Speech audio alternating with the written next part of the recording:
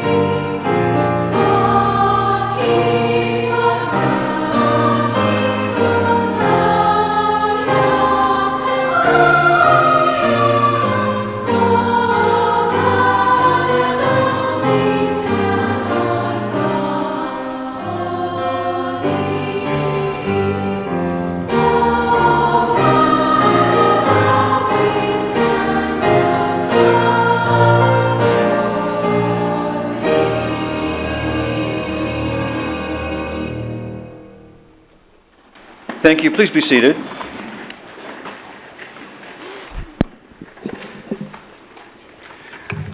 I'll now give the opening prayer followed by our moment of silence, and then we will begin our meeting proper. God grant us understanding and patience, that justice, truth, and honesty may be evident in our decisions. Make us mindful of the needs of the people throughout the town of Oakville.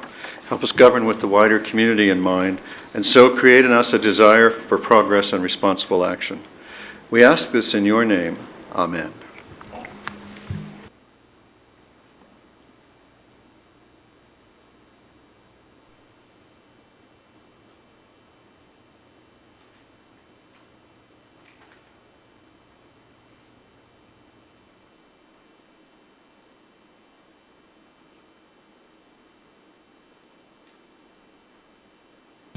Thank you, everyone. Madam Clerk, do we have any regrets? Yes, Mr. Mayor, we have regrets from Councillor DeMoth. Thank you. Council, do we have any declarations of pecuniary interest?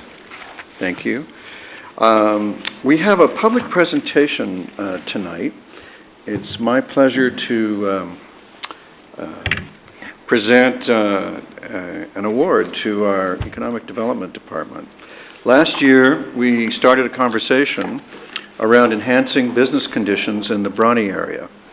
And our Economic Development Department led the work. They consulted the appropriate town departments, the Bronte BIA, outside experts, and the Bronte business community.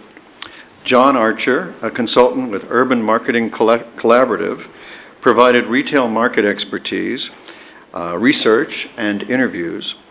He facilitated stakeholder engagement. He worked with staff to develop an action plan for the BIA to implement. On February 7th of this year, our efforts towards the development of the Bronte Business Action Plan were recognized by the Economic Developers Council of Ontario. They presented an award to the town under the category of redevelopment initiatives. The EDCO judges commended the town's inclusive approach and our ability to keep costs down. I'd like to thank the BIA board, Councillor Robinson, and our town staff for their hard work.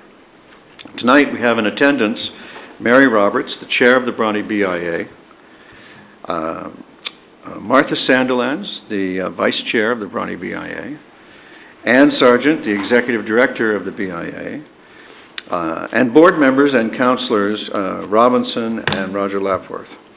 John Archer from the Urban Marketing Collaborative, the consultant on the project, is with us too. Finally, Victoria Stasiuk and Dorothy St. George from Economic Development led the project, and they're here too. This award recognizes the great things that can be achieved when we work together with creativity and imagination towards our goal of making Oakville Canada's most livable town. And I'd like to congratulate everyone on this well-deserved honor.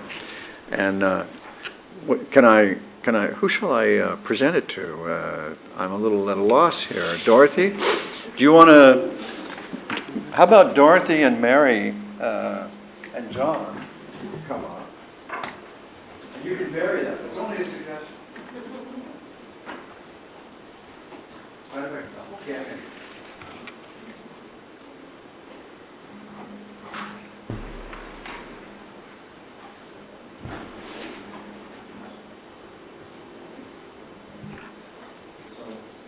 Fight over it, Simon.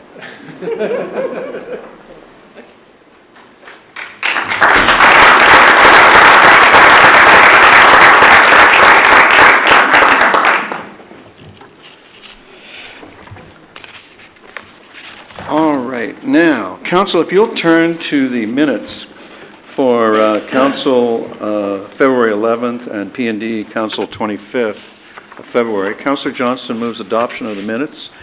Discussion, all in favor? Opposed? Councilor Johnston moved it and Councilor Khan seconded it. Thank you.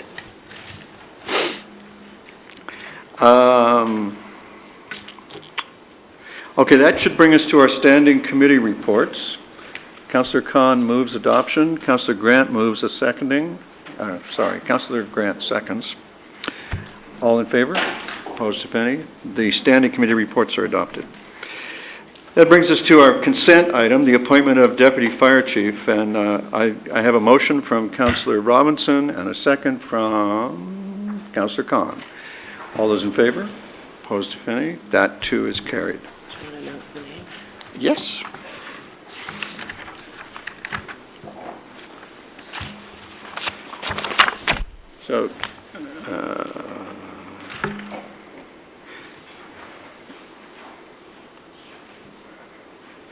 So what council has just done is appointed George Bertig as a new deputy fire chief for the town of Oakville.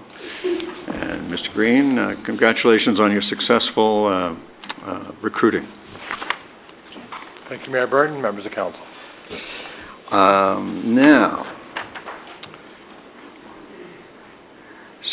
council, we ought to conduct the public meeting for the development charges next. And so with your cooperation, we'll turn to that.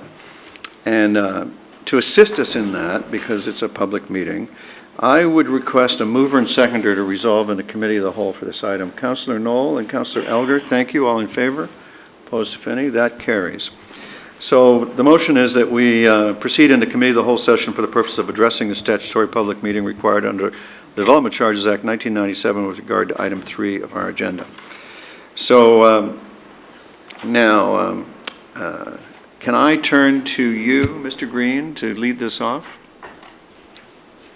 You can play Master of Ceremonies.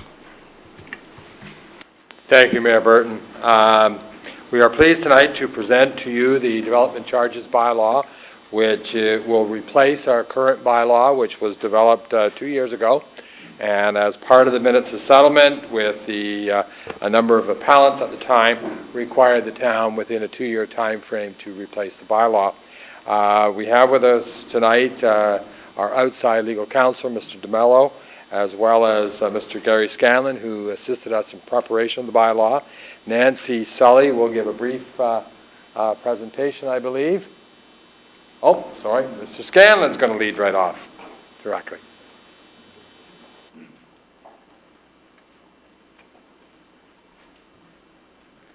Council looks forward to your presentation. Thank you. It's a pleasure to be here.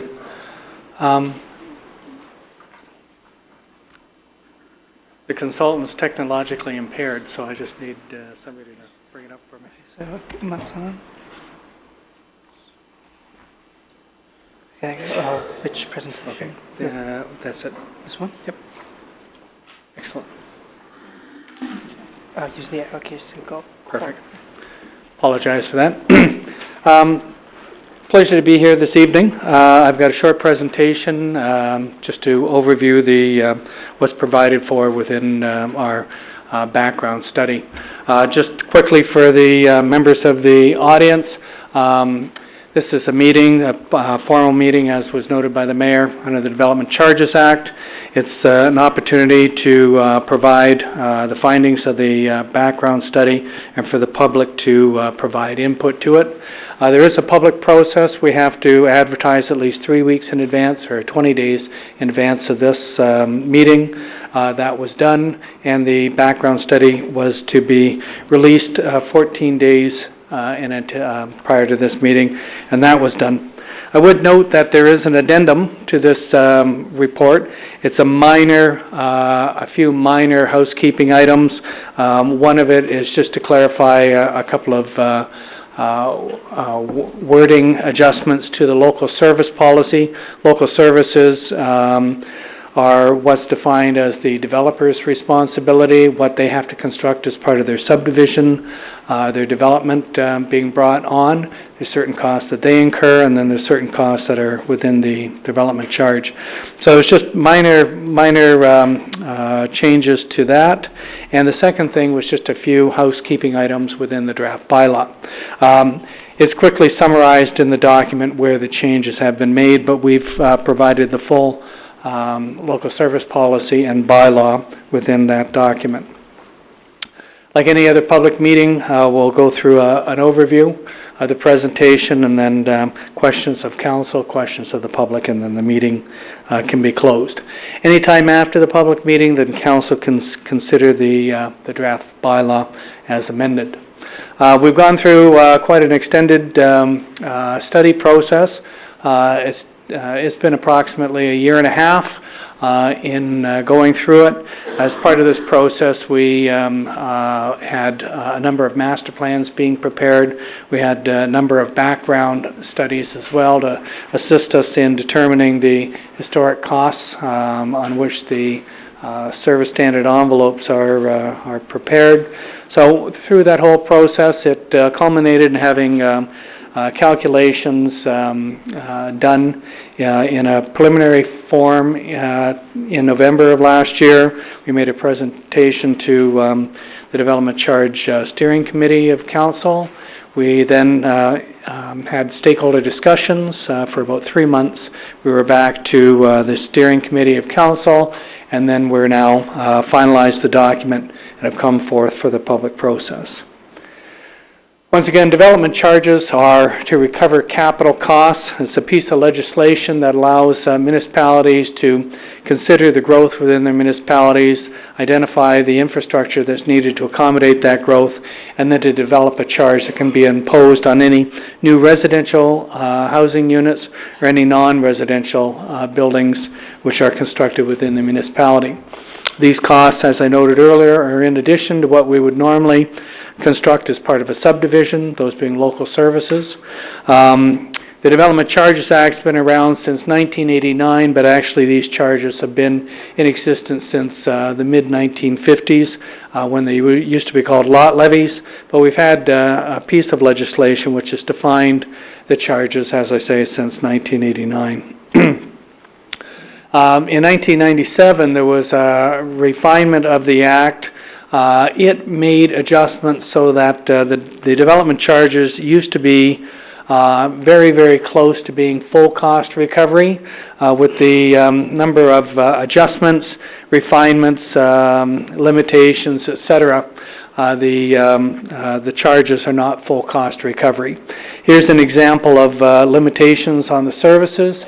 You can see parkland acquisition. Municipal halls are really, it says, the headquarters for the general administration of the municipality. Tourism, arts and cultural facilities, museums have been eliminated. Solid waste service, which is landfilling or recycle reuse, have been removed. Many municipalities used to contribute hospital grants and recover part of that through development charges, and that's been eliminated. And then the last two items relate to capital. Vehicles and equipment have to meet a test of lasting on average 7 years or longer, otherwise they'd be ineligible. And similarly, computer equipment has been removed from the listing of eligible services. Quickly, we have to go through the Act defines a process and a calculation that we have to follow. This is a very high level, simplified steps. We start with identifying the amount, type, and location of growth. We identify the servicing needs to accommodate that growth, and those needs translate into capital costs or capital projects, basically infrastructure that'll assist in providing those services.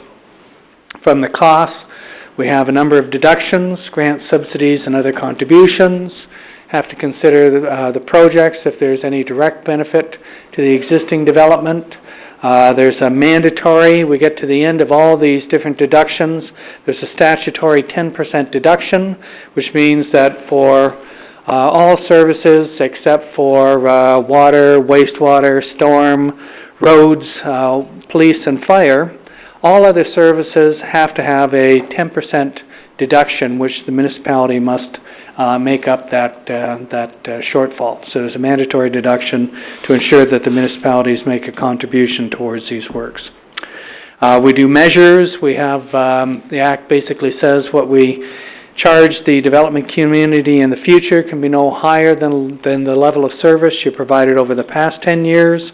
So there's these very detailed calculations that we do, and they're contained within Appendix B to the background study. And then lastly, we move from one bylaw to the next. There may be reserve fund balances, and we have to rationalize their use in going from one bylaw to the next. And we end up, after all of that, with a net capital cost that we need to allocate between residential and non-residential development, and then we basically divide it back by the growth forecast to come up with the development charges. Residential charges are normally represented on a per unit, so we have a low, for low density, we have singles and semi-detached charge. For medium density, basically townhouses, we have a charge, and then for apartments, large and small, we have charges. The non-residential basically is represented on a cost per square foot of building space. There's mandatory exemptions, so there's certain situations where the municipality cannot impose the charge. The first one is industrial building expansions. So if you have an existing building, that building can expand by up to 50% and no development charge is imposed. If the expansion is larger than 50%, then only that portion in excess of the 50% pays the development charge. The next two items are basically residential intensification. For a single or semi-detached home, you can add 2 additional apartments as long as you don't more than double the size of the original home. And then for medium and high density, you can add 1 additional housing unit. The last item talks about a local government exemption. Basically, the town can't impose the charges within their bylaw on the region or the school boards within the town. Similarly, if the region or the school boards have bylaws, of which they do, they can't impose the charge onto the town. There are discretionary exemptions. These are situations where you as a council may wish to implement certain specific exemptions which make it a made in Oakville bylaw. Quite often these are to reduce the charge in whole or part for certain types of development or classes of development. Probably the most often where we see these exemptions would be perhaps for industrial buildings, churches, or perhaps bona fide farms. If the charges are increasing significantly over time, council could consider phasing it in order to provide a period of time for the development community to react. And then lastly, there's what's called redevelopment credits. Basically, if a building is torn down or it's taken down by fire, you normally provide a certain period of time in order to replace those buildings, and generally that's a 5-year planning window in order to recognize the building that was there beforehand. We've listed the exemptions that are within the the municipality's bylaw. Basically, the statutory exemptions are provided for. And then in addition to that, there's exemptions for hospitals, colleges, universities, places of worships, or non-residential farm buildings within bona fide farms.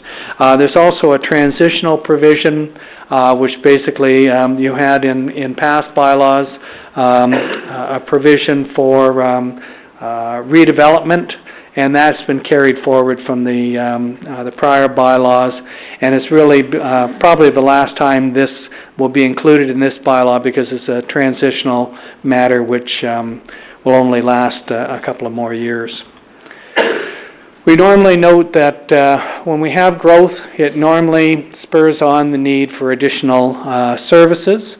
When we have those services, the municipality is challenged with either recovering those charges through development charges, or if they don't have development charges, then often you'd have to pay for it through your rates or your taxes or use other financial resources of the town. So it's always a balancing act in order to try and council to balance their policies on how to impose these charges, keeping in mind that not all of the costs can be recovered, and you do wish to ensure that the levels of service are continued. The growth forecast that we provided for, you can see that the 10-year forecast provides for about almost 19,000 units, so about 1,880 units per year construction, and over the 20-year planning horizon, almost 30,000 units. That would yield about 38,000 population in the first 10 years, and ultimately about 62,000 in the 20-year forecast. We've also provided for a square foot of building space, about 15 million square feet in the first 10 years, and about approaching 20 for the 20-year planning horizon. The services that are included, there's five of them which are included in the 10-year. The Act basically limits our measurement for most services to a 10-year planning horizon, but those essential services, fire, police, roads, and then water, wastewater, storm, they can be measured over any planning horizon. So we've looked at a 20-year planning horizon for the more essential services, fire, and then services related to a highway. And then we've used a 10-year planning horizon for libraries, administrative studies, parks and recreation, transit services, and municipal parking services. The charges which we've prepared, which is presented in the background study, are summarized on this chart. You can see the first column moving from left to right. You can see the first column with numbers is for the single and semi-detached, and it totals $23,200. The largest component of that is services related to a highway, basically roads, sidewalks, illumination, etc. That's about $13,300. The next highest charge is for parks and recreation services at about $8,300. And then the remaining services are in the realm of about $500 or less. For medium densities, we call that multiple dwellings here, it's about $17,000 per unit. And then apartments range from about $9,700 for a small apartment up to about $13,500 for a large apartment. For non-residential, commercial, industrial, institutional forms of development, the charge is $9.74 per square foot. This chart just gives you a perspective of the charges that are in place currently. They total $18,957, so roughly $19,000, and the increase in the charge will take us to just over $23,000. So the proposed charge is about a $4,000 increase for a single detached unit. For non-residential, you can see the existing charge is just under $7, and that would proposed charge would take us to $9.74 per square foot. There was we made a presentation to the DC Steering Committee. There was a couple of questions posed, how much of the DC projects should be funded by property tax, How much of other growth-related works, these are the ones that we can't recover for, are to be funded by property taxes.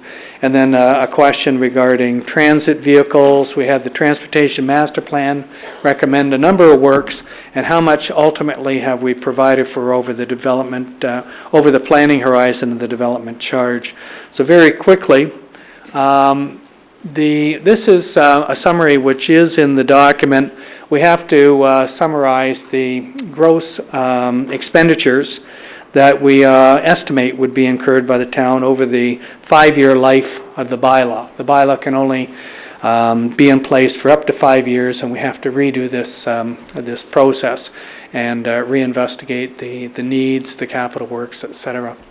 You can see that based on the 5-year needs, it's about $290 million of works. There's about $35 million which is deducted to recognize the benefit to existing development. So that $35 million has to then be recovered through either taxes or user fees or some other resource of the town. We did have some previous budgets that had made the funding allocation, about $28 million, so that's been recognized. You can see that mandatory 10% deduction, which we must make for certain services, requires a $3 million deduction, so that $3 million would have to be funded by taxes or other sources. And then we have grants, subsidies, and other contributions. Predominantly, these are things like gas tax and maybe other recoveries from developing landowners for minor works that would benefit their lands. That's about another $14.5 million. So you can see the two cost components which would be recovered directly from town resources, the $35 million for existing benefit and the further $3.1 million for the 10% deduction. Will have a direct impact on town resources. Looking at the second question, you will recall that I summarized the exempt services. The ones that apply really to the town are museums, art galleries, theaters, the general administration headquarters for the town, tourism, convention centers, and computer equipment. These are, when in discussions with staff, we're actually just about to embark on some studies which would assist us in identifying those needs. For example, for the museum, art galleries, and theaters, we're just about to release a request for proposal for the cultural hub study, and that would help address the needs in that particular area. There has been some preliminary discussions regarding town hall and what's expected to be needed for renovations and expansions, but that work's not done at this particular point. So unfortunately I can't assist. This work will be undertaken soon enough and be back to council over the next year or two. Lastly, there was a question regarding the Transportation Master Plan. That's noted as the letters TMP, Transportation Master Plan. Within there was a number of buses that were identified. There was 91 expansion buses, 15 caravans, 4 hybrid buses, and 3 supervisory vehicles. You can see that we've identified the DC study. The first 10 years we provided for 35 of the expansion buses, so almost 40%. And most of the caravan vehicles, and then the 4 hybrid buses and 3 supervisor vehicles. We'd expect that over the next 10-year planning horizon, so the next 10-year period for development charges, more of those expansion buses and caravans would be pulled in, and then in the post-period benefit, the remaining 21 could be absorbed. Now, the post-period benefit, if we take a look at the Transportation Master Plan, it looked like much of the servicing that was for the roads that would be put into place would benefit most of the development out to the build-out of not only the lands within the southern part of Oakville, but as well the North Oakville greenfield lands as well. So we would anticipate that over time we'd be able to bring all of those buses into place. What was noted was there's a large portion of the buses which will be funded by gas tax. So a significant allocation will be made through the usable funds from the senior levels of government. 10% of that would then come from development charges, and then there's 1% of the cost which would be anticipated to come from development charges. So 1% of the $51 million is roughly $510,000 we'd expect funded from property taxes or other resources. The last three slides are just a comparison of the charges within GTA municipalities. You can see this is the single detached charge. The blue arrows denote where the town's current charges are. These charges basically provide for the upper tier charge, that's in the green, so the regional municipalities are in the green. The lower tiers, such as the town, is in the yellow, and then the education's in the black. There may be other charges which are imposed on development, and they've been noted in the blue. So you can see that the blue arrows denote where the charges are currently. The one that's to the left is really the charge that'll be applicable to North Oakville. It's in the new expansion area. It has a higher charge, so altogether the charge would move from about $62,600, and with the recommended charges would take us to $66,600. You can see the Oakville is second on this list. King City, with their high wastewater charges, put them a little past where the town is. You can see in other areas of the town, charge is currently $50,000, and with the recommended charges, that'll bring us up to about $54,000 for a single detached unit. With respect to commercial charges, non-residential, even though your charge is constant for non-residential, there are some municipalities that differentiate between retail or industrial. So this just denotes the retail charge. You can see currently the higher charge is $32.86. That's the blue arrow. With the proposed recommended charges, that would take us to $35.74, so a couple of dollar increase. In the other areas of town, the southern areas predominantly, would go from just below $30 to about $32.76. Lastly, you can see the industrial charges, generally a little bit lower. Currently in the newer areas, we're at about $20.29, and with the proposed charges, it'll take us to $23, so that's predominantly North Oakville. And the southern areas would go from about $17.35 up to $20.19. That concludes my presentation, Mr. Mayor. Obviously, after the meeting is closed, any point after that, council may consider the bylaw for adoption. Thank you very much. I do have one quick question for you. If you go back to the slide where the blue was showing on the residential, just speak to the nature of the blue. Is that the voluntary contributions? Yes, that's correct. Do you want to just speak to voluntary contributions? There are, certainly, there are certain municipalities that ask for certain charges in excess of the development charges. These are normally municipalities that have been going through either a secondary plan process, and they've had a fiscal impact assessment, and it's been deemed that if assistance wasn't provided, then they'd probably have to slow the level of development, and in those particular instances, the municipalities have negotiated an additional contribution to assist in their financial situation. And so I'm struck by the fact that it appears that there's a voluntary extra contribution being made in Milton, for example, that appears to be greater than the one being made in Oakville. Is that an accurate perception? Yes. And on the same note, in King, it appears that it may even be, the voluntary contribution may be even greater than the voluntary contribution in Milton. Is that also accurate? Yes, that's correct. Okay, so Thank you very much. I appreciate it. Council, does anybody else have questions? Thank you. Madam Clerk, I understand we have at least one registered delegation, and I'm going to poll the public for other delegations. Do you want to call our first delegation? The only registered delegation we have for this evening is Mitchell Faskin, Kimshaw Holdings Limited, regarding this matter. Welcome, Mr. Faskin. Council looks forward to your information. Thank you, Mayor and members of Council. My presentation to you will be quite brief. I have a copy of it which I can leave with the clerk if you'd like, and then I can send it to you by email if you'd like tomorrow morning. There's 2 copies of it. Thank you.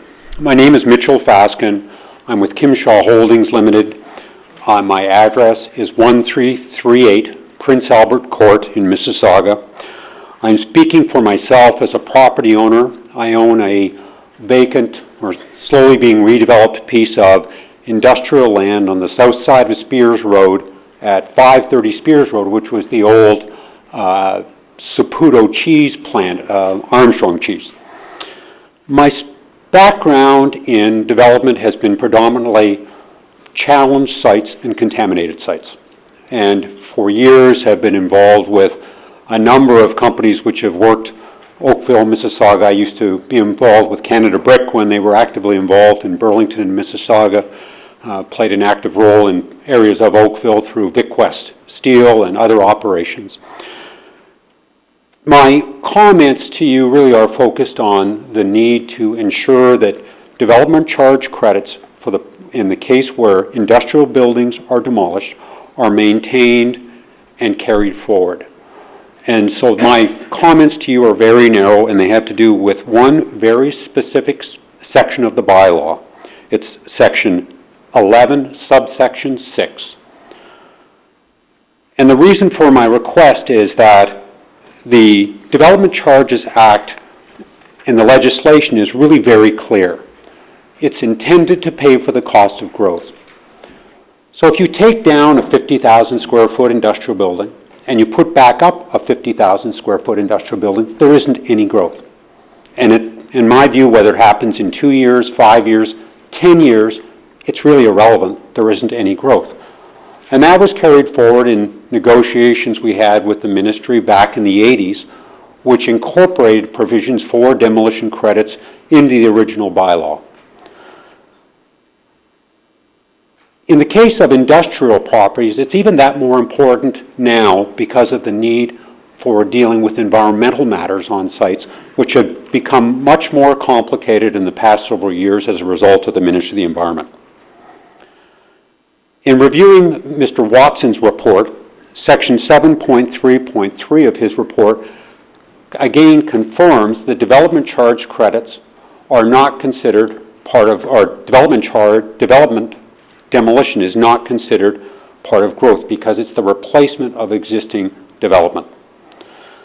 Section 11.6 has attempted to eliminate development charge credits from buildings for which development charges were not paid at a previous date, but only for industrial properties. It does not make that distinction for residential properties. We believe that it's a mistake in the way the document's drafted. We believe it's inconsistent with the intent of the bylaw because the development charge, whether you paid a development charge credit or not, is really irrelevant. And the fact of the matter is most of these buildings that are being torn down today were built well before development charges ever existed. So my request to you is simple.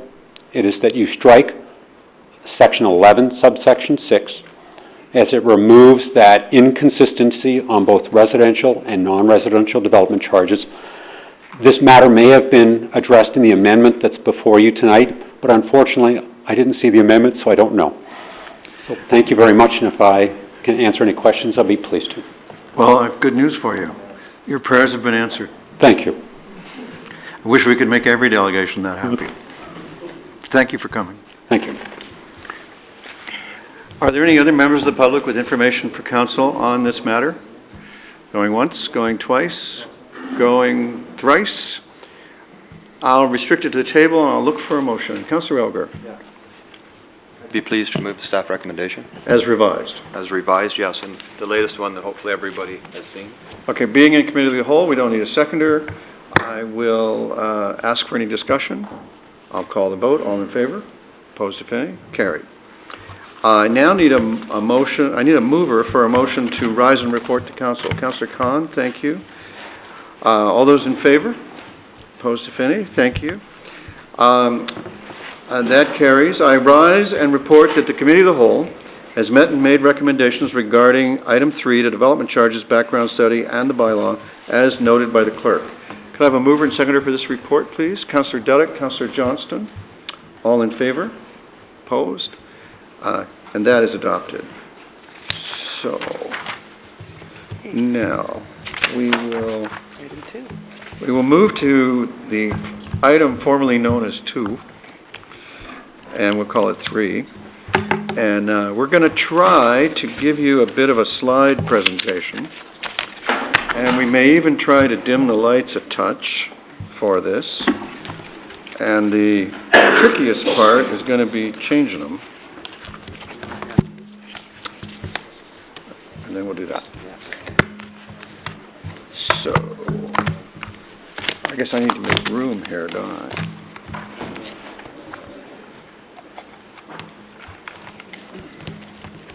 Oh, so I'm wireless? Yeah. Okay. All right. Oh, look at that. It actually works.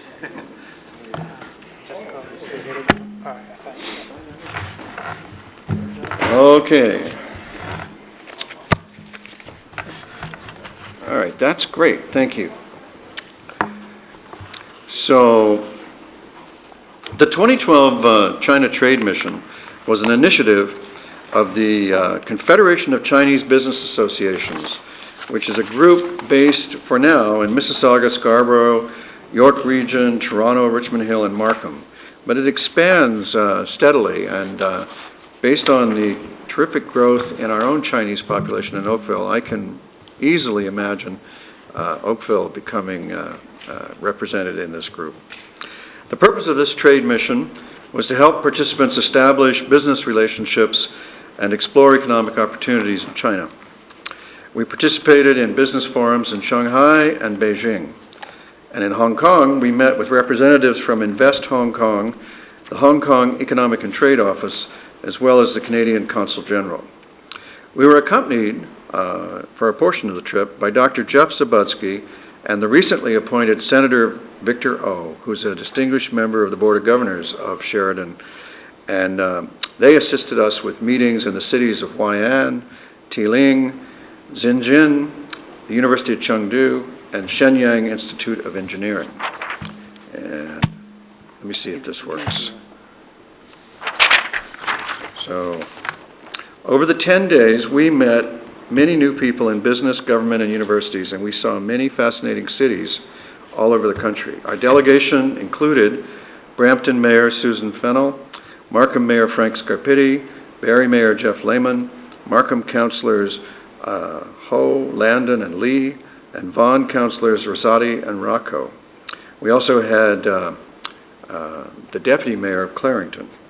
With over 70 people in the delegation, Winnie Fung, the Vice President of the Mississauga Chinese Business Association, was kept very busy keeping all of us to a very tight schedule, and she managed to get us all home with no losses, and she's here tonight to receive our thanks. And I'll describe what it felt like. It felt like you got a nap from about 2 a.m. to 6 a.m. every night while you just sped around this gigantic country. And here's an example. This isn't even all the places we went, but we landed in Shanghai there. Then we went to, we had a side trip to Huai'an. Then we went back to Shanghai. We caught the bullet train to Beijing. Then we did a side trip to Tiling and Shenyang, and or technically to Shenyang and a side trip to Tiling. Then we went back to Beijing. Then we went to Chengdu. Then we went to Hong Kong. And while we were in Chengdu, we went and visited a very fascinating new, I have to tell you about this. This is extra. I wasn't planning to tell you this, but So we go to Chengdu, it's a population of 8-9 million people, and they're building an elevated LRT out in many directions from their city in order to expand their city. And we went out one arm of this sort of half-completed elevated LRT, about 45 minutes or an hour. I can't really remember how long it took to get out there. And we come to a very small town of 60,000 people. And it's sort of, it seemed to me to be a bit of an older town. And they took us to an area of about 5,000 acres, which just happens to be roughly the size of the part of North Oakville above Dundas and east of 16 Mile Creek, where over the next 15 years, we're planning to put up to 50,000 people. And they told us that this summer, the LRT will be, and there's an LRT station right there next to the 5,000 acres. They told us this summer that LRT will be finished, and a year from then, only a year from then, they'll have a brand new city with 100,000 people in it. And having seen over in the Shenyang area, up in the northeast there, having been taken to a brand new city of 300,000 people that 3 years ago was an empty cornfield, I had to believe them when they said that in a year that's what they would do. So pretty amazing. Pretty amazing stuff going on over there. Oops, that didn't work. Oh, yes it did. So we received a very warm welcome in Huai'an from the officials who had visited Oakville in November. I think this went the wrong way. Here's Huai'an. And everywhere we went, we were floored by these welcome banners that were put up. I still suspect that Senator O had something to do with it, but he acted as surprised as I was to see it. And this is the delegation at the Business Forum in Beijing. This is your Honorable Mayor outlining the wonderful attributes of Oakville at that forum. This is another business forum in Shanghai where we met with Canada's officials from the Department of Foreign Affairs International Trade. And this is a business forum that provided opportunities to talk about Oakville and to showcase material that local companies had sent with us to highlight Oakville. Now, Dr. Zabudsky and Senator O introduced us to people with whom they had previously established relationships in Chengdu, Beijing, and Shenyang. And together, we were able to foster new contacts in Huai'an and Tiling. I have to say that I went over there not imagining what I was going to see. I was floored by how modern and well-developed all these cities were. And here's a little statistic to give you a sense of scale. There's 221 cities in China, over 1 million people. So these slides help give you an idea of the impression I had of how modern their infrastructure is. So this is the Beijing airport, or one of them. This is part of the Shanghai bullet train station. When you get out into the train shed, my attention was fully captured by the bullet train, and so I didn't at first notice that there were 8 more of them on other tracks in this train shed ready to go. And they run these bullet trains back and forth like this all day long. I was told that there's an 8-minute separation between trains. You have to be seated, there's no standing, but they're full. And they go along at 300 kilometers an hour, just as steady and smooth as you can imagine. It's really an amazing experience, especially if you weren't prepared for it, and I was not prepared for it. On a brighter side, in Chengdu, thanks to a personal relationship that Senator O has, we were able to visit the off the tourist track part of the panda research station in Chengdu, and several of us were allowed to actually hold young pandas in our laps, which is really quite an amazing experience. When you hold them, your hand happens to be right over their heart, and it's the tiniest little heart you've ever felt in a pet, right? And it's just beating like crazy. and the whole time they're just eating sugar-soaked bamboo stalks, and it's kind of, you're not really, it's a new experience. You're kind of, you're not taking it in all at once. And so after a minute or two, you realize this panda has these claws that are ginormous, and you're holding this thing, and you go, thank God for the sugar-soaked bamboo stalks. Here in Hong Kong, you can see a glimpse of the kind of density that they're renowned for. No pandas there, as far as I know. And in Hong Kong, the traditional Chinese elements coexist against a backdrop of the modern. And despite that, amid the density, you find green spaces still lovingly maintained and cared for. In Shanghai, there's a street in the old French section where, despite, it contradicts everything that we've seen here. There are these planer trees that are like more than 100 years old, and they're planted in the sidewalks, and there's like no room, like the concrete's right up against the trunks of the trees, and their leafy boughs bridge the street. And so you have this amazing prospect of basically a tree canopy down a busy Shanghai business street. There's also evidence of westernization. If you look closely in here, you can see a fairly famous trademark, and we saw quite a few others while we were there. And here's another, this is not the Shanghai boulevard that I was talking about, but it's another example of an attractive boulevard. And this is one of the busy shopping areas. I confess I went to see if there were any bargains to be had, but I was not successfully parted from any money there. In Hainan, you had a much lower traffic congestion, hardly any at all, compared to the larger cities. Hainan is a city of about 1.8 million in an area of approximately the same size as Oakville. And like Oakville, very oriented to water. They're on a large lake, not as large a lake as we are, but still nevertheless quite a large lake. But even there, you still see a degree of density that we don't contemplate in our town. Everywhere I went, I was struck by the high-end shopping with expensive retail stores in which, yes, the Chinese themselves are the shoppers. And there were beautiful hotels.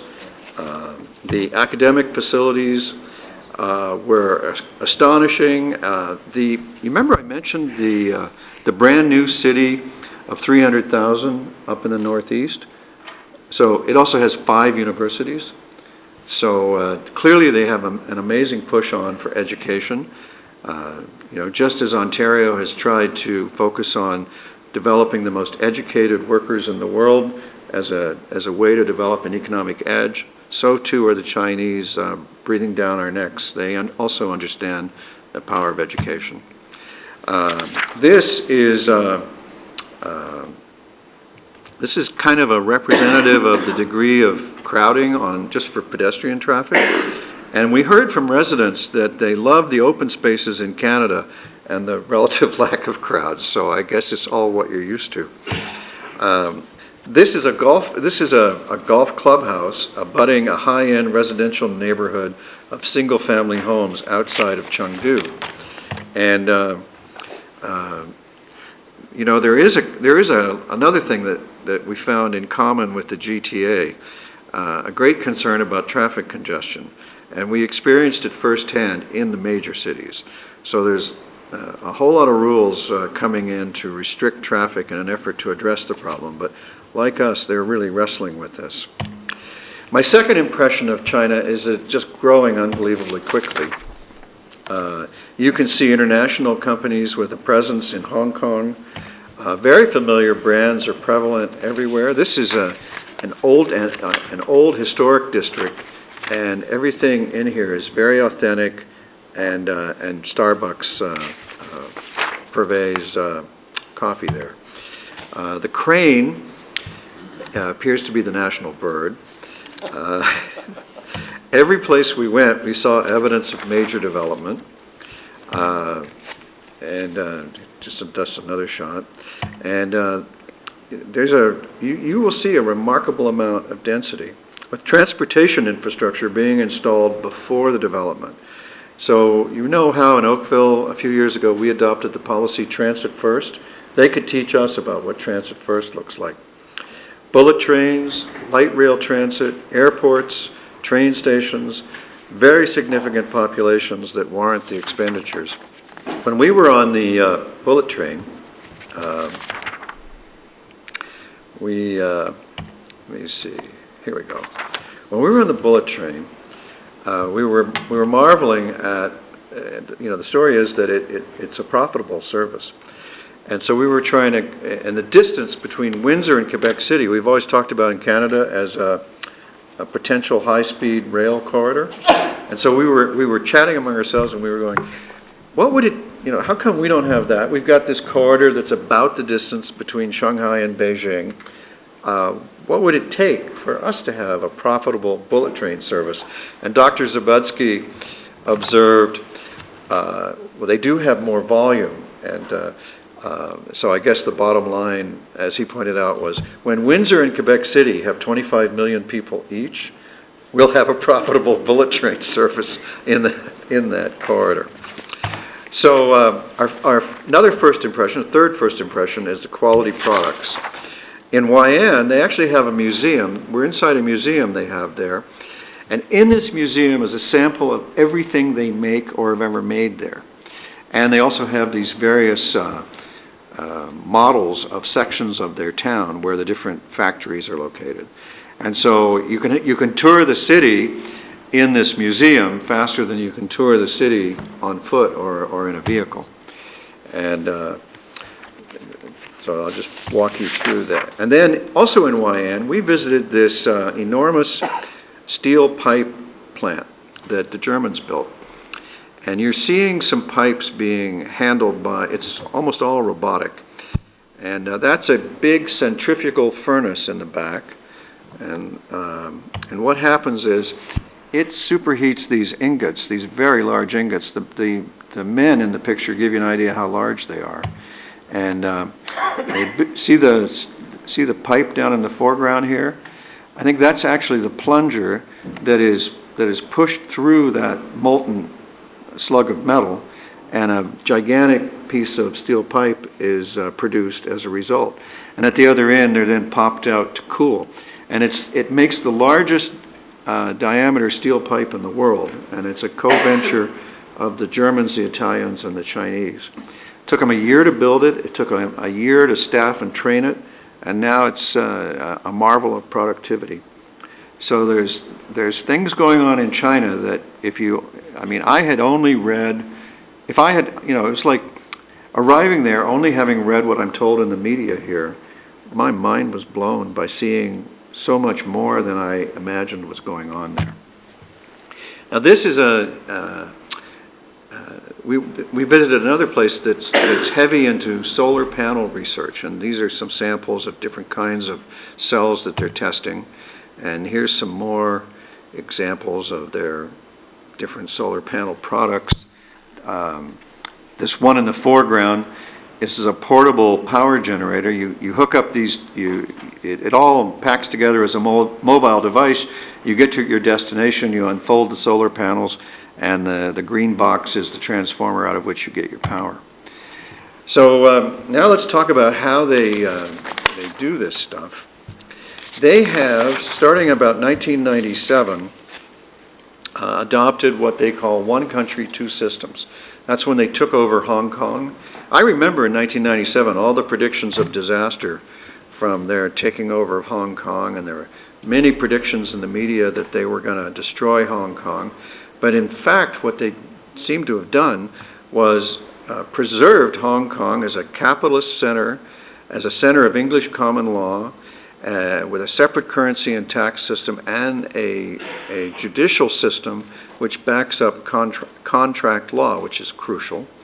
And then that serves as the door and the frame, if you will, through which businesses can operate successfully in the mainland, which is still socialist and still under central control.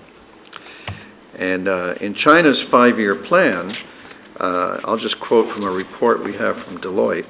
The 12th 5-year plan covers the years from 2011 to 2015 and includes increasing demand in industrial sectors through state-sponsored construction of affordable housing, transportation, and infrastructure, stimulating domestic consumption through wage subsidies to consumers and wage increases, and expanding the Chinese presence in international markets.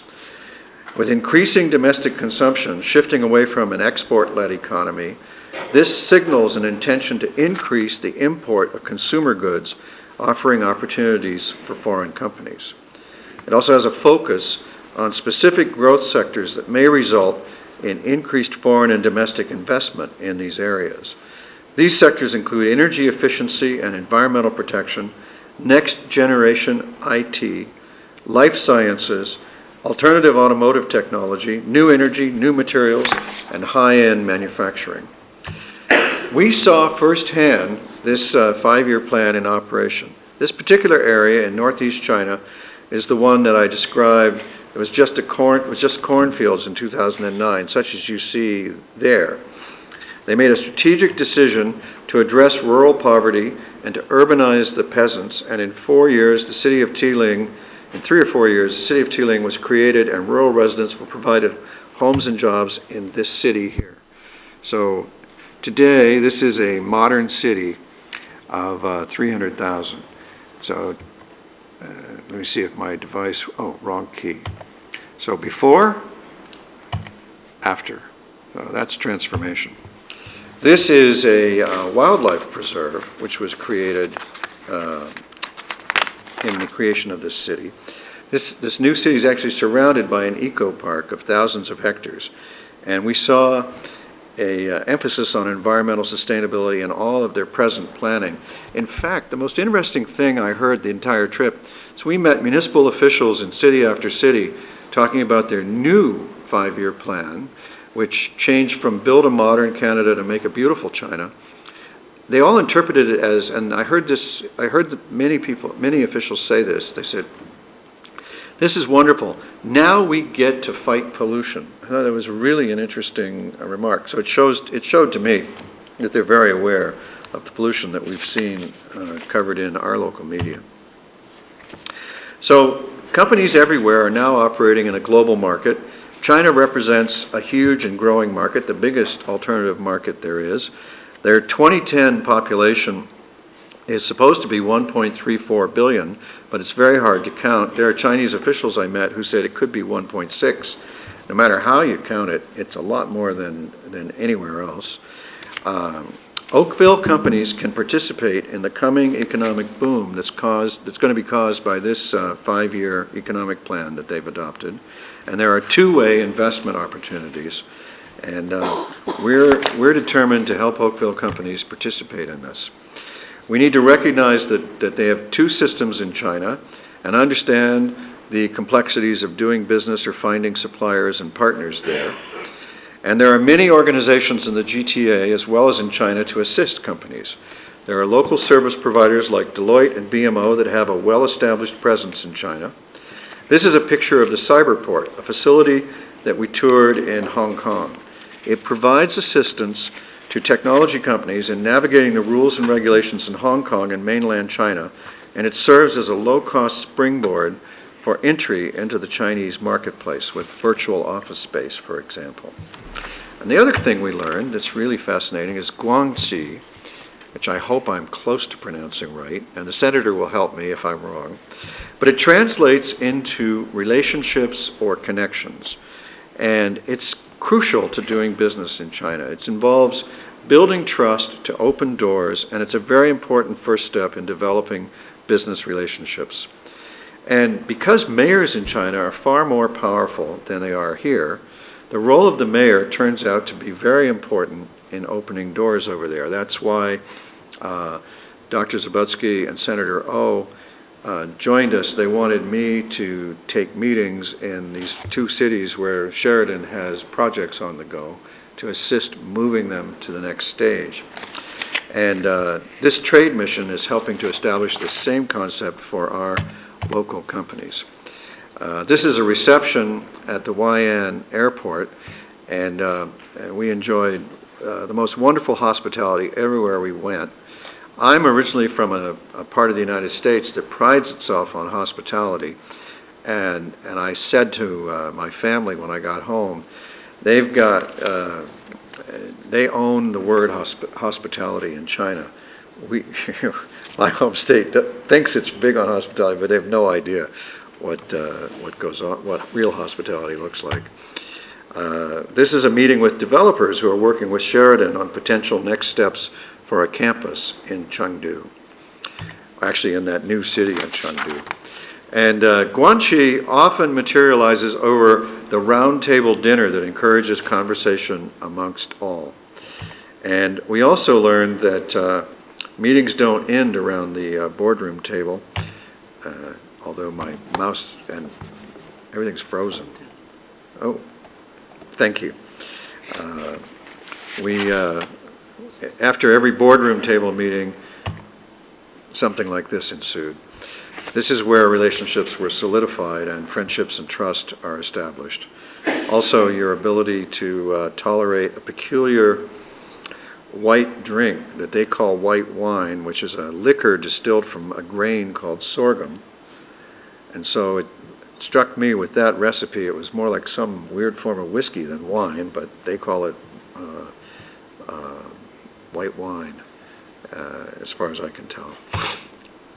It's, I wonder why that keyboard doesn't want to play. So what are our next steps? We have a four-pronged approach to building on this mission.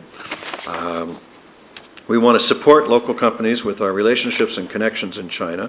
This is the Hong Kong Trade and Investment Representative at the reception hosted by the Canadian Consulate General in Hong Kong. Secondly, we'll be hosting an Oakville China Business Opportunities Forum for local companies later this year to learn about doing business with China. We'll include speakers from Invest Hong Kong, the Chinese Consulate, Canada's Department of Foreign Affairs and International Trade, as well as a panel of local companies who are already doing business there. This is similar, we hope to encourage in Oakville a phenomenon similar to what the Chinese are encouraging among their businesses, which they call going out. And we hope to provide the first step for our local companies to learn how to participate in China. The third thing is to continue to support Sheridan College in every way we can with their future plans to create a campus in China. And the fourth thing is to follow up with the city officials with whom we met in Haiyan, Tiling, and Chengdu, and connect the companies that may have mutual interests. So that is the story of our first trade mission to China. I would sum it up as opening our eyes and building connections to a wealth of economic opportunity with a clear path ahead for success for Oakville businesses. And I hope you'll join with me in just imagining the possibilities. So that is our report. And in order to thank Senator O and Winnie Fung, thank you, Madam Clerk, for the kindnesses that they showed, we've prepared these special certificates, and I'd like to present those now.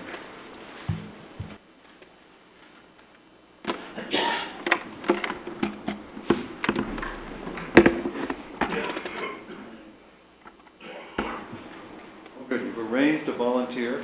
That's me.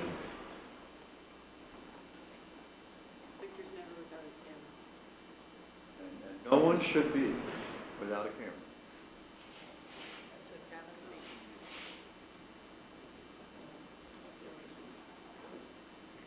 Thank you so much, Mayor. It's really a great pleasure to be here. It's wonderful to have you here. Winnie, ladies first, I'd like to present this certificate to you. And if we tilt this right, there'll be no glare, right? Council, you're the beautiful background for this, with any luck. Right? Thank you very much. Thank you so much. Really appreciate all you did. Senator, I have to say, as I was casting, I mean, you were so generous, and the network that you opened up to us in China was so important to Oakville. I don't know how to begin or finish thanking you. And when the Prime Minister appointed you senator, I thought, maybe he heard my prayer, and he was rewarding you for us. But in any case, we are so pleased with the relationship that we've created with you and that you have unlocked in China. I have to thank you 1,000 times. You're a marvelous traveler, and I make you work very hard for the last 10 days. Oh, you did. And believe me, he got up every morning, with two of them at 6 in the morning, and we're catching the flight at 8 o'clock. It was a whirlwind. Thank you. And Mr. Lee, thank you.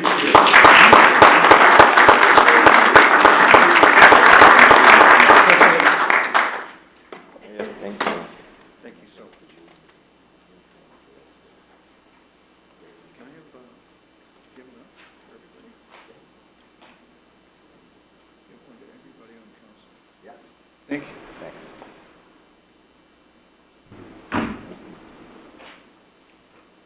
Senator has given, people at home can hear.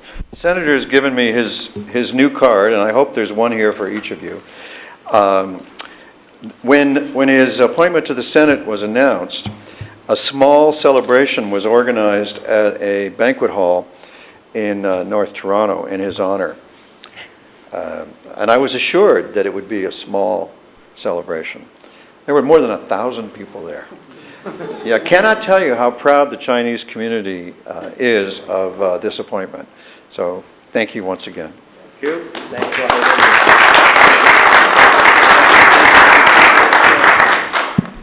Now, Council, if I could a mover and seconder to receive our information, Councillor Duddick and Councillor Lapworth, thank you. All in favor? Opposed? The report is received. I guess I'll use yours. I've lost mine. Oh, wait, here it is. It got shoved aside in the excitement. All right. Okay, Council, that brings us, if I'm correct, to item 4, the Oakville Hydro Quarterly Report. And it's my pleasure to call the President and CEO of Oakville Hydro, Rob Lister, up to the podium to present or master the ceremonies, whichever, our quarterly report. Welcome, President Lister. Thank you very much, Mr. Mayor, members of the council. Very happy to be here this evening to provide our quarterly update to the shareholder. This evening, I'm going to call on Mike Brown, our Vice President of Engineering and Operations and Chief Operating Officer, to give you what we think is a very fascinating presentation. However, it doesn't quite compare to what the Mayor has provided us today. But this is a presentation on distribution system reliability in Oakville, and we hope to wow you with our capability in order to, through modernization and automation, be able to minimize the outages to our customers in Oakville. So I'm going to turn it over to Mike, who has a very fascinating presentation. Mike? Thank you, Rob. I'll just... You're just going to go in here? And then, yeah. And then I can use the keys to the Yeah, side? yeah. Okay, good. I'll do this one? Yeah. Okay. And if I could have the lights dimmed, I'd appreciate it. Yeah. Thanks so much. Your Worship, Mayor Burton, and members of council, thank you very much for allowing us the opportunity to update you on Oakville Hydro's electricity distribution systems reliability and performance as part of our quarterly update to council. I have 3 objectives tonight. One, I want to review the system performance results for 2012 and how we compared to our large utility peer group. I also want to provide an update on the level, as Rob highlighted, the level of advanced switch automation that we currently have implemented in our system, and some insights on where we plan to go, so share a little bit there. And I would also conclude, as my third objective, a bit of a demonstration of an illustrative example of how this automation enables efficient and safe restoration. In the first shot, what I'm highlighting, hopefully you recognize a photo of part of our Glenorchy Municipal Transformer Station. I want to focus in on reliability. we maintain performance metrics on measuring, monitoring interruption frequency and duration on our system. We also measure average impact on customers that have experienced outages. So for the year in review in 2012, these are the key metrics that we actually put in place. SAFE, which means System Average Interruption Frequency Index. Our customers in Oakville experienced less than one interruption per customer. Compared to the industry from 2011, the industry average for the large peer group was 1.38. If you take a look at the duration index, what we've highlighted here is in 2012, we experienced just under 49 minutes per outage on a system-wide basis, whereas our industry peers from 2011, we haven't got the 2012 results as of yet, we're close to 80 minutes per outage. As I mentioned at the outset, we have another measure called CAIDI, which measures customer average interruption duration. So what we're looking at as an index is for those customers that are impacted by an outage in the system, how many minutes on average in that year would they experience that outage? And our average customer impact was 50.33, slightly less than our peer group. What I also want to focus on is one that's, it's an interesting one. It's called momentary interruptions. And these are interruptions that are less than a minute. These brief outages occur when the system resets itself due to temporary faults. Faults that could be such things as animals, tree branches, and lightning.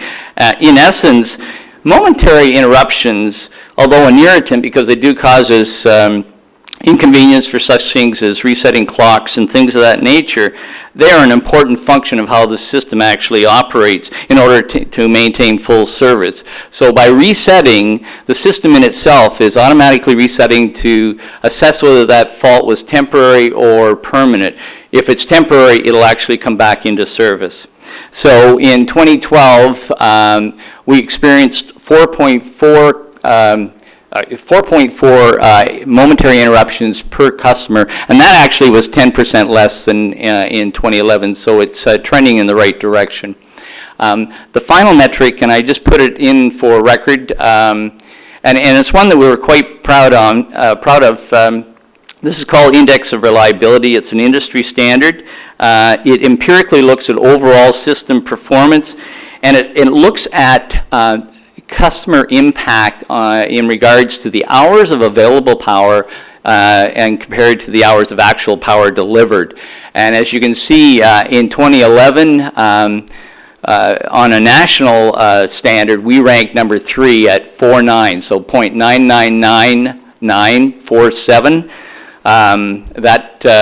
We rank number 3 in Canada amongst our peer groups in regard. I know, as a matter of fact, that I think in 2012 it dropped slightly, but still definitely 4 nines in that reliability state. I want to talk a bit about system performance. As I believe most of you know, we have a system control room at 861 Redwood.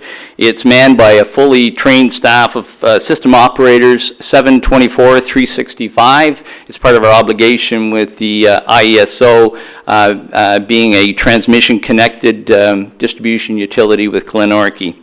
We have 31 dedicated 27,600 volt express feeders, and just as a statement of fact, and they supply power to Oakville through 5 transformer stations, of which, as I mentioned, Glenorchy is one of them. We currently have approximately 120 remotely controlled, operated, remotely managed and operated switches in our system, as well as a significant number of fault indicators. The 120 actually are fully operable from the control room. This actually is, on average, a little over almost 4 switches remotely operated per feeder, express feeder. That's one of the highest concentrations in the province, if I may say so. So you have a tremendous amount of sophisticated automation that is actually run from our control room here in Oakville. And I'll just back up a bit. You can see that's one of our pad-mounted remotely operated switches that you'll probably see on some of the streetscapes that we've got in the town. In addition, I just want to go back to this. We have plans underway to pilot enhanced feeder monitoring and fully automated switches, and I've mentioned 2 to 5 as part of our evolution to smart grid. When I say fully automated switches, I'm referring to switches that actually are two-way automated.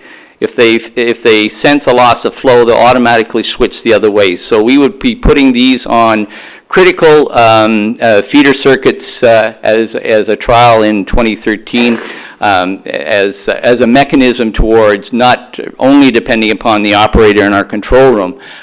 We also have 17 fault indicators that are monitored from our control operations, and our plan in 2013 is to put an additional 45 into the system.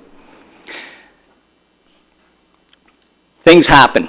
And I think this is a key. When situations occur, and this example is actually a real case example that occurred here in Oakville, you can tell by our fire vehicle, damaging the distribution, that's when the operator and the system's inherent capabilities are put to the test.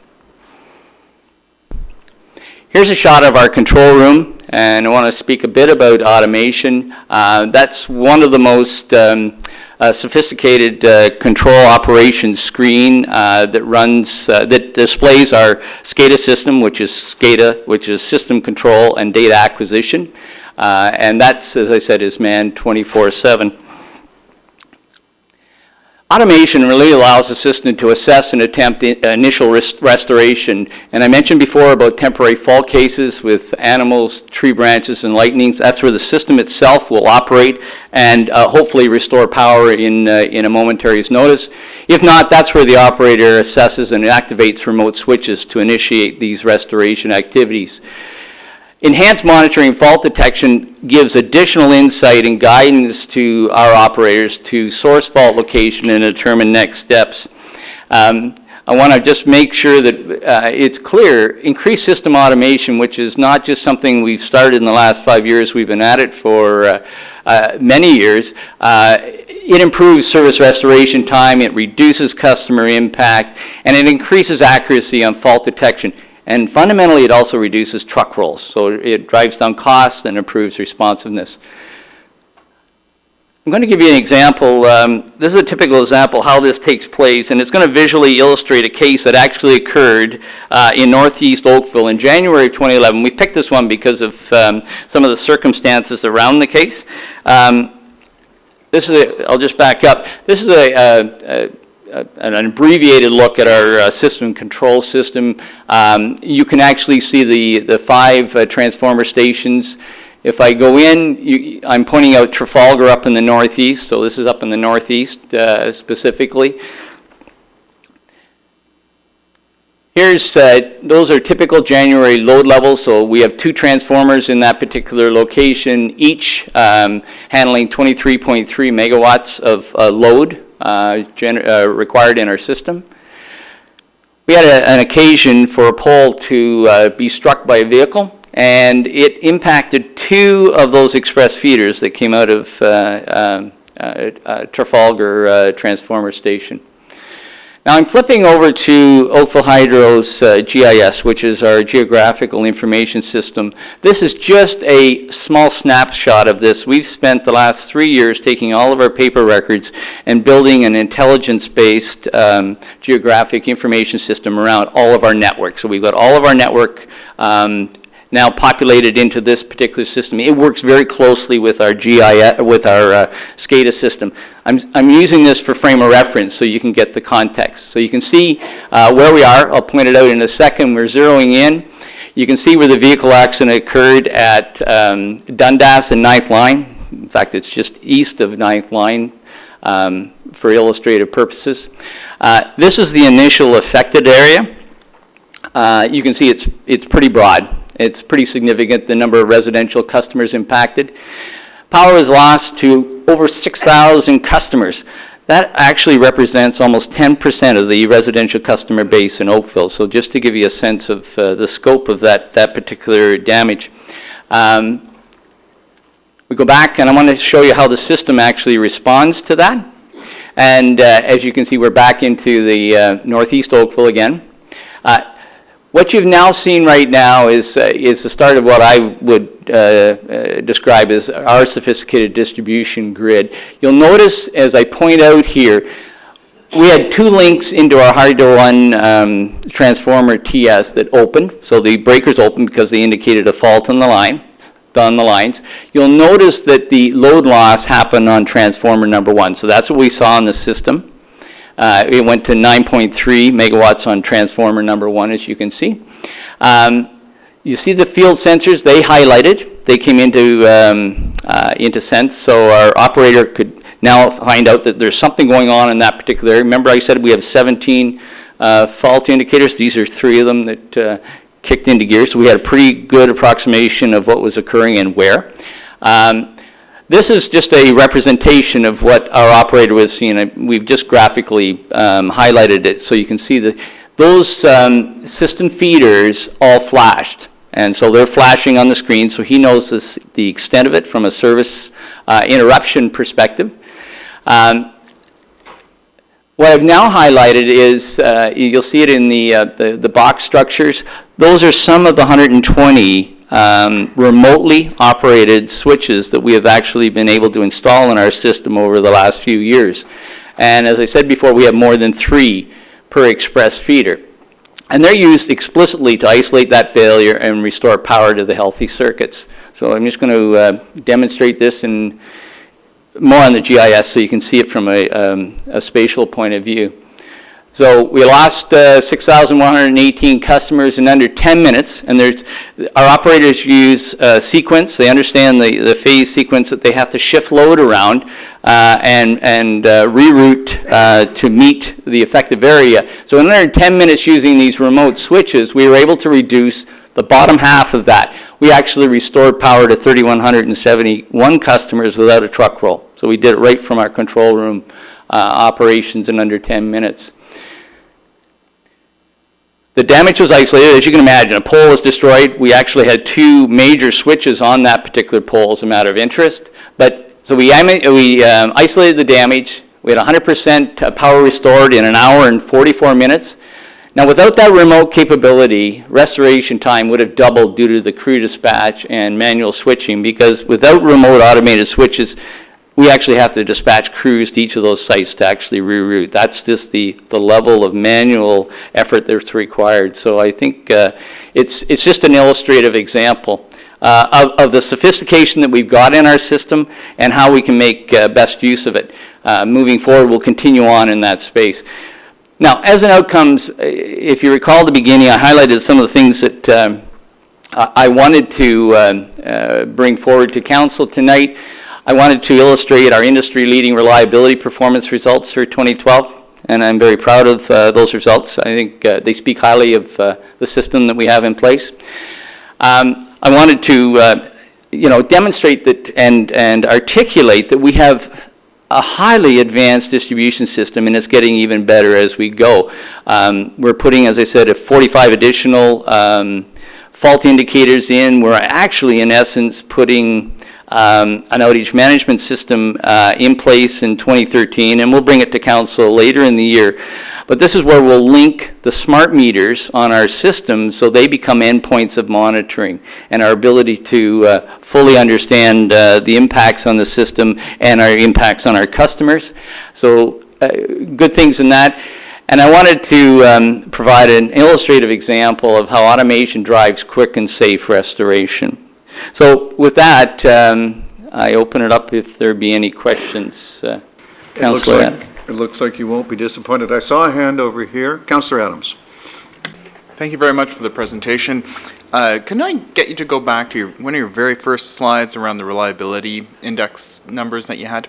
Sure. You have to wait with me to kind of go. It was right at the beginning. Yeah. But I'll tell you, the question was the question is really you had comparisons of industry-wide numbers, and there's been a lot of media interest in the Toronto Hydro case.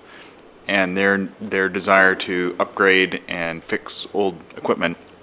What are their numbers? I don't have specifically, Councillor Adam, I don't have Toronto Hydro's numbers, but I would suggest that they would be somewhat worse than ours. And I'll give you an example. We have have a fuse saving system in Oakville. What I mean is, that's when I say about auto reclose, we allow the system to kind of reset itself. I do know for a fact in Toronto they don't use fuse saving so much. They use a fuse consumption type strategy in some parts of Toronto. So what that means is when that fuse blows, that lead goes, then obviously a truck dispatch occurs. So I don't have the specific numbers to compare Toronto Hydro, but that's one of the differences that I do know that they do have in play. So there really is some older technology in play in that. Yes, yes, there is. And I agree. and in jest, I wonder what the numbers in China would be.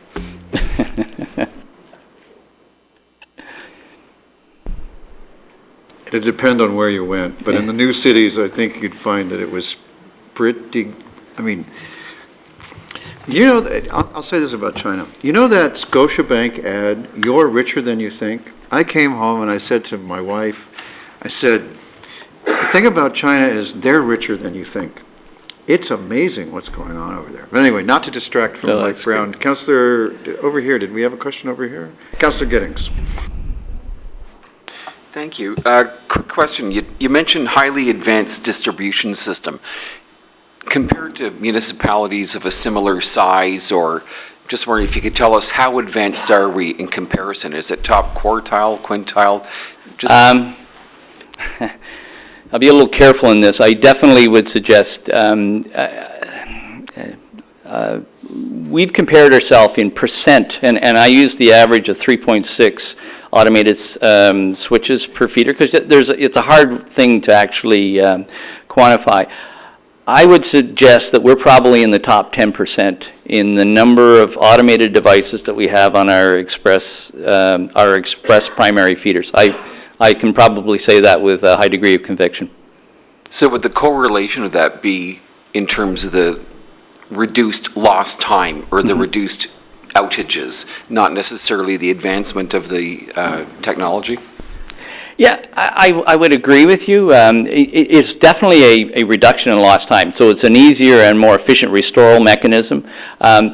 Every one of us would experience, as a distribution utility, would experience those things that cause outages, such as cables that go into a faulty condition, or tree branches that bring down, or trees, such as we had in Morrison Road last year. So we will all experience those, or vehicle incidents. It is the efficiency to actually isolate, sectionalize off, and restore as much as you can. And it's also how you design the system. If you build it into a loop feed system, then you can reroute from a loop versus a radial feed. So the way we structured our system allows us to take advantage of the remote automated system structure. Faster restoral. Thank you very much. Okay. Thank you, Councillor. Councillor Knoll. Thank you, Worship. Fascinating presentation. Right now, we only own the Glenorchy one ourselves, correct? And the other ones are owned by Hydro One. Hydro One. Is there in the index, in the interruption index, the duration index, where it's 50.33 minutes per customer impacted?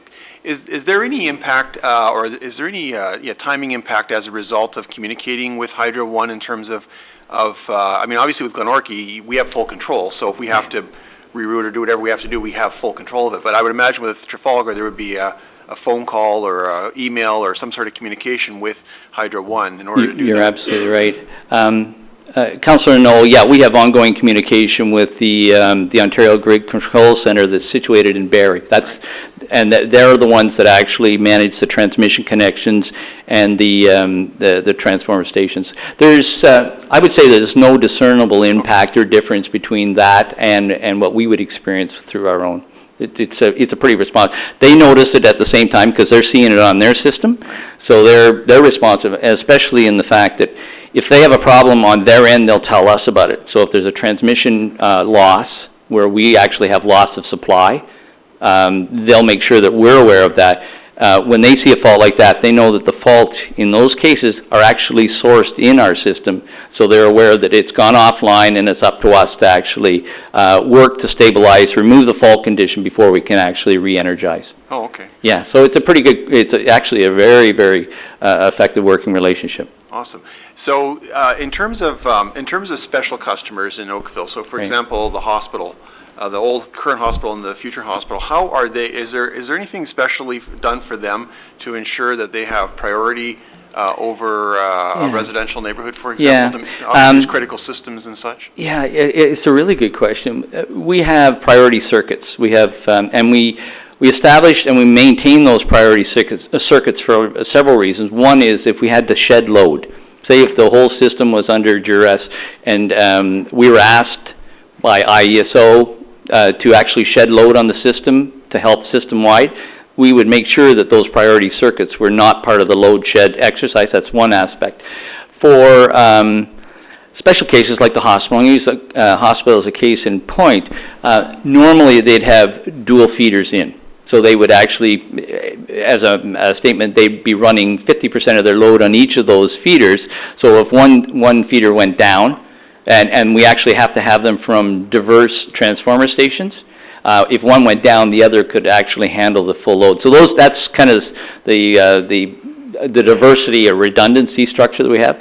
Now, other critical circuits, and maybe water treatment plant as an example. I mentioned that we had 2 to 5 potential sites for a two-way automation. Water treatment facilities would be one, and in fact, that's one of the ones that we're now looking to make sure that we maintain that first level of, will it automatically, switch over to the second feed. So that's how we handle it. In many ways, that one's probably even more important than the hospital. Yeah, it is, and we've got it as one of the highest priorities. Yeah. You need clean water in the hospital. Yeah.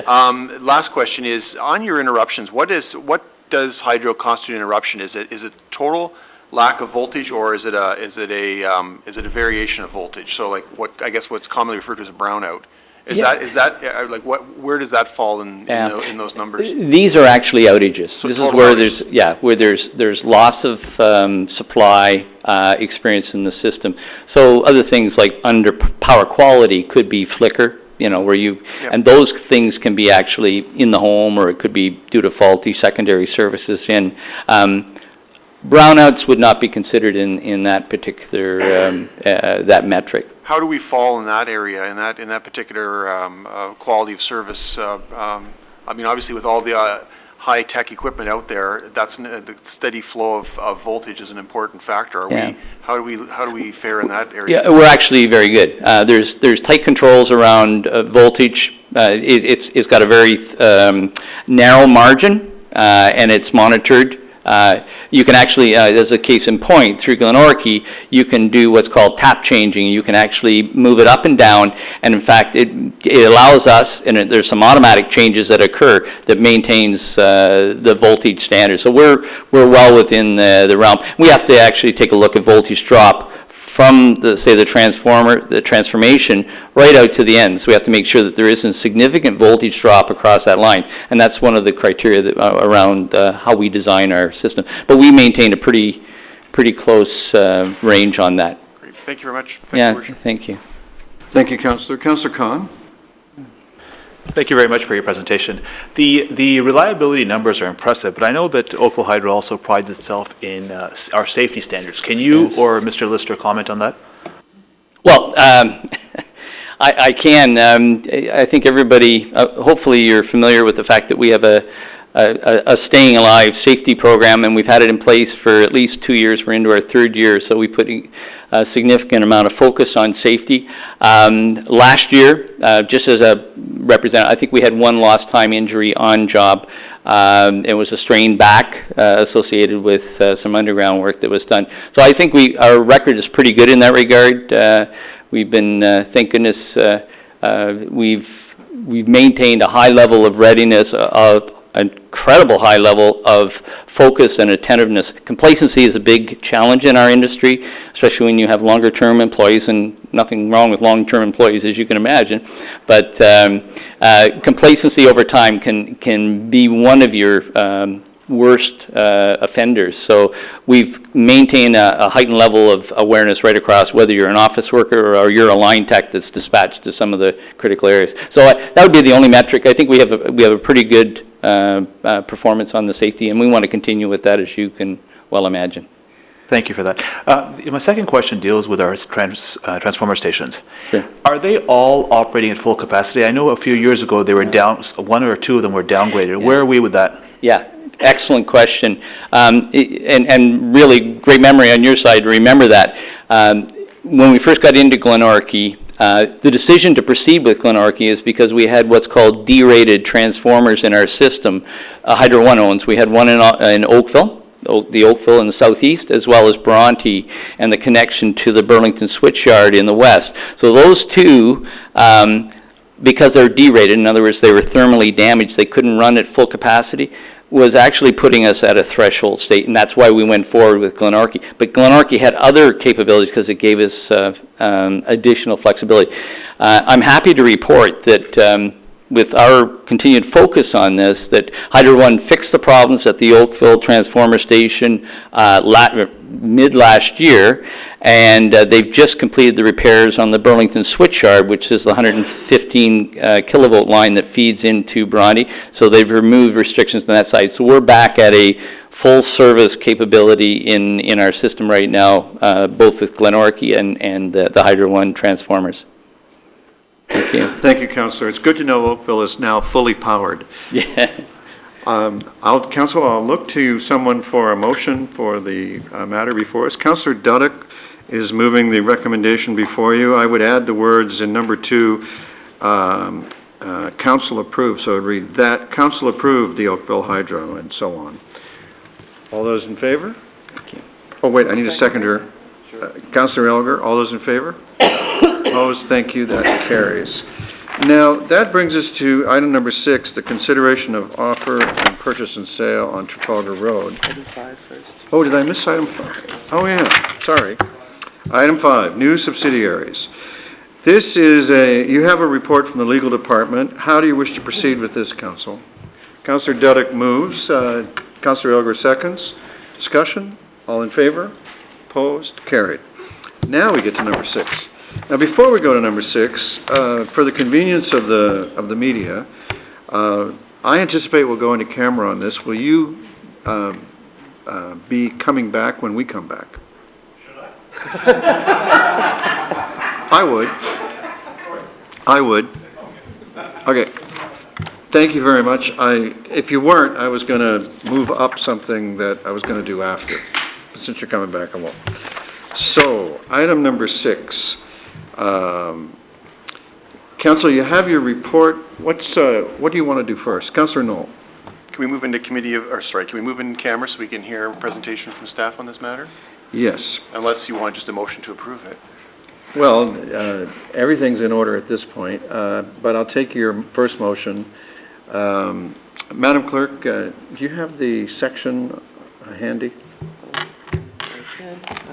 And I'll need a seconder for them. Councillor Johnston.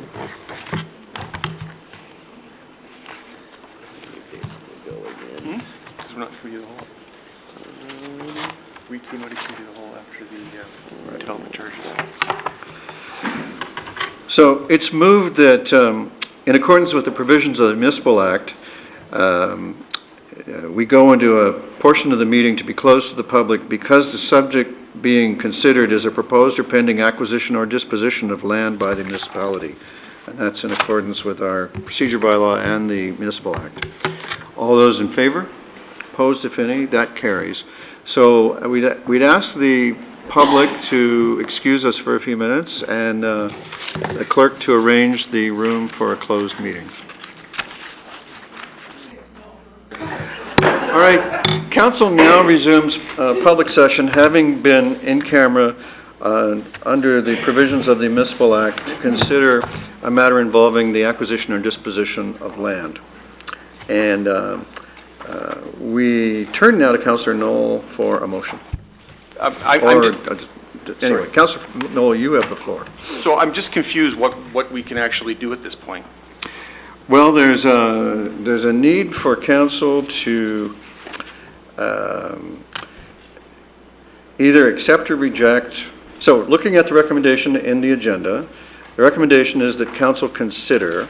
So for our purposes, I'm subject to guidance from our town solicitor. We could just change that word to accept or reject. And then the other changes are minor, you know. In fact, 2 would stand and 3 would stand. I'm just confused what we can, I'm really having a hard time understanding what it is we can do in terms of debate. Well, I believe you can say anything you want, and, because remember, the in-camera provisions of the Municipal Act are permissive, not prescriptive. You're not required to be in camera, you're only allowed to be. You follow what I mean? So. But by debating in public, are we not negotiating in public? I'm just concerned about if the motion doesn't occur, like if we don't approve a motion to approve an offer, aren't we sort of tipping our hat to future proponents as to value and all that sort of thing? I'm really kind of uncomfortable with. I don't believe we are. We have to decide yes or no. And I mean, I'll tell you what, are there any members of council who wish to put a motion to take this recommendation and make it that council reject the unsolicited offer and so on? Many. I saw Councillor Johnston first. You want to proceed that way? I mean, it comes to the same thing. I guess, anyway, I've accepted the motion. I'm looking for a second. Councillor Adams. So, discussion. Councillor Knoll? Well, I would like to discuss it, but I'm really uncomfortable having that conversation because if we're going to be trying to market this property in the future, I don't necessarily want to be having this conversation in broad public. Because I mean, I'd like to talk about value, and I'd like to talk about, you know, the parkland dedication. Every real estate transaction that we've ever done in the past has always been in private session. Okay, so parkland dedication is a public matter. I know, I understand you can pick apart each thing I said, but at the bottom line is I want to talk about value and proposition to the community. I believe you're free to say, if you were of the view that the value, satisfactory value was there, and for other reasons such as completing your community and so on, you would be free to make that argument. In fact, I would encourage you to make every argument that you wish to make. Okay, so I indicated I wanted to make a motion earlier. You've now solicited another motion, so. Well, I'm just trying to move things along here. Okay, I just don't want to get, I don't want to get us into trouble. That's all I'm trying to do, because obviously this is a huge important piece of land in our ward. It's a missing piece for the uptown core that we're desperate to trying to get that and other pieces of the core resolved. And I just don't necessarily want to prejudice anything. Okay. Well, you're making that point now. Okay. And we're now, procedurally, we now have the motion one way. If it passes, you've lost your argument. If it fails, you've won your argument, and then you put the reverse. So you still have the floor. Okay, well, I guess I'll take a very I guess passive approach at it. I don't want to get ourselves in any trouble in terms of this real estate issue, because I am very concerned about, you know, if this thing fails tonight, and it sounds like it will, that I don't want to necessarily pin any values in terms of the future. So I'm going to try to avoid talking about dollars in what I say, and so I'll speak in generality. So I guess what I'm saying to you, members of council, is that this has been a gap tooth in Ward 5 for a long time. It's been an important part of trying to get the uptown core finished at some point in the future. In order for the synergies of the uptown core to work, we require density, we require people to live there, work there, play there, and this piece of property is a very important part of making all that come to pass. We've met with many proponents over the years. I've met with a number, and we've had people want to put grocery stores there, low-rise, single-family dwellings, strip plazas. We've had the Tribute Community proposal, which I thought was quite interesting and valuable. But I think that the longer we wait, you know, the more, I won't say damage, but I guess the bigger impact will be to the entire uptown core, that we're going to see more and more desire to change what the uptown core really is. You know, the uptown core as a community is supposed to have, you know, small-scale retail, large-scale retail, it's supposed to have a whole range of uses. And we keep seeing incursions as to the desire of the proponents in that community to change what the original view or what the original vision was of that community. And we're not going to get to the point where we're going to have that critical mass of people in that neighborhood until we actually start getting some development going up there. And whether it's this developer or another developer down the road, at some point we need to find a deal that works and is going to actually be viable. The last time we did this, the last time we actually had a viable offer, they couldn't make it work. We have a proponent here that whether or not you like, who is the front on, on trying to lobby for the deal, the bottom line is that, the staff have said themselves, this is a viable offer. They've investigated the company seems reasonable. They've put forward, sure enough, a proposal that is slightly undervalued or is undervalued according to the appraisal. But there are a lot of mitigating circumstances too. There's the mitigating circumstance of the fact that, we are putting big burdens in their way. There's a big chunk of the land which is pipeline corridor. There are 2 roads that bisect the property. There are a whole range of issues. They're right beside a car dealership that some of you may recall I tried to make not happen a number of years ago. And so there's a number of these things that I think, depreciate the value, and to have a developer that comes along and says, we want to do what you want to do, and we want to live with what the official plan and the Uptown Core study says. I think that's worth its weight in gold. But I'll see how the vote goes, and it looks like I have a good sense of where it's going already. Thank you, Councillor Knoll. Councillor Grant, did you want to speak? Well, obviously, I'd agree with Councillor Knoll. I mean, this is a large portion of property that we've watched grow fallow over the years. And the Uptown Core is an important component of Ward 5, and it does need that mass of people to work and be there and live there. Businesses have gone south. A lot of places are reticent to open up because they don't know how many people are going to be shopping there. And it's very difficult to kind of keep looking at that property and not think, boy, I really wish somebody would come along and tell us that they want to develop it as it is, because there are all these burdens. It's like being handcuffed when you get the property. So to have somebody come along with an offer, okay, it's maybe $1 million underneath, perhaps, but there are other considerations to make. So instead of, no matter who they're fielding these things through, instead of sitting back and crossing your arms and shaking your head, I think it might be good to open your arms up and say, look, we need to finish this area, we need to complete this community, and look at it from more of a emotional standpoint than a fiscal one at this moment. But that's just my opinion. Thank you, Councillor Grant. Councillor Johnson? Thank you, Mayor. I understand my 2 colleagues' concerns about this offer, but following the information shared in the private session, I don't believe it benefits the town, and that's why I'm asking for rejection. Councillor Elgar.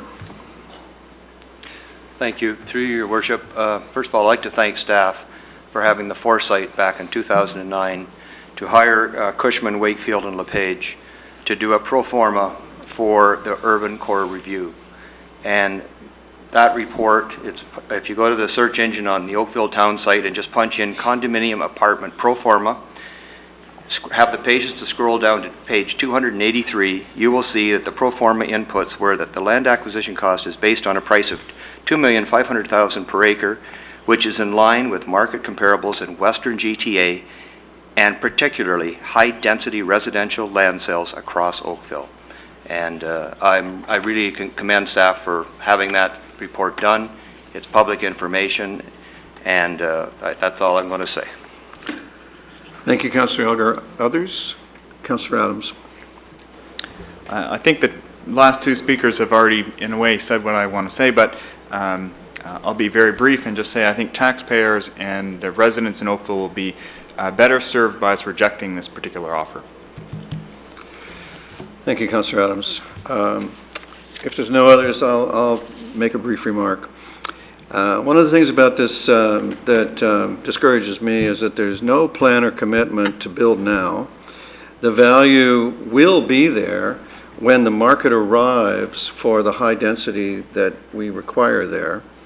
And so in my view, selling it now would be transferring to the buyer the opportunity to enjoy the appreciation of the value of the land as the market arrives.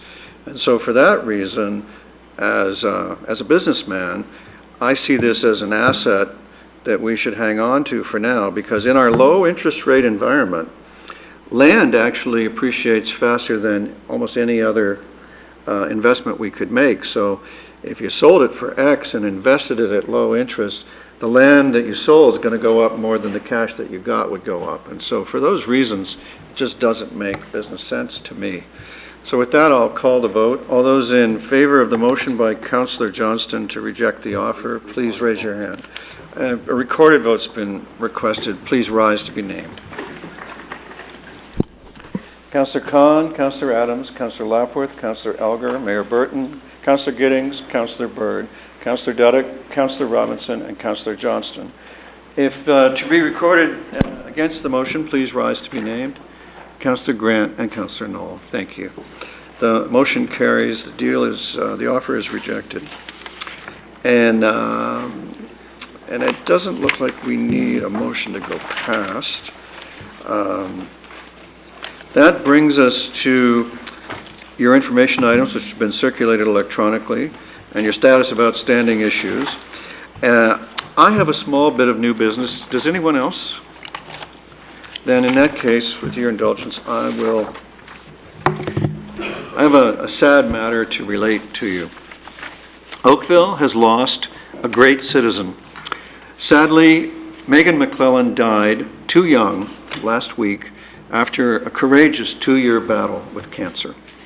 Megan had a very big heart, and a very big part of her heart was devoted to Oakville. She was a defender of heritage in Oakville. She revitalized the worn doorstep as her home, and she also revitalized the direction of this town, too. She is the one who made the game-changing donation of $150,000 to save the great white oak tree on Bronte Road. During her life, she did not ask for public recognition of her generosity.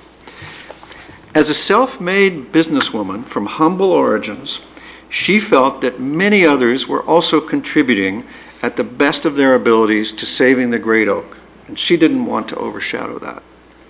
But now that she is gone, her family, her friends, and I and my colleagues would like to acknowledge the love she showed Oakville in this and so many other ways. And I would ask you to join me in a moment of silence in her memory.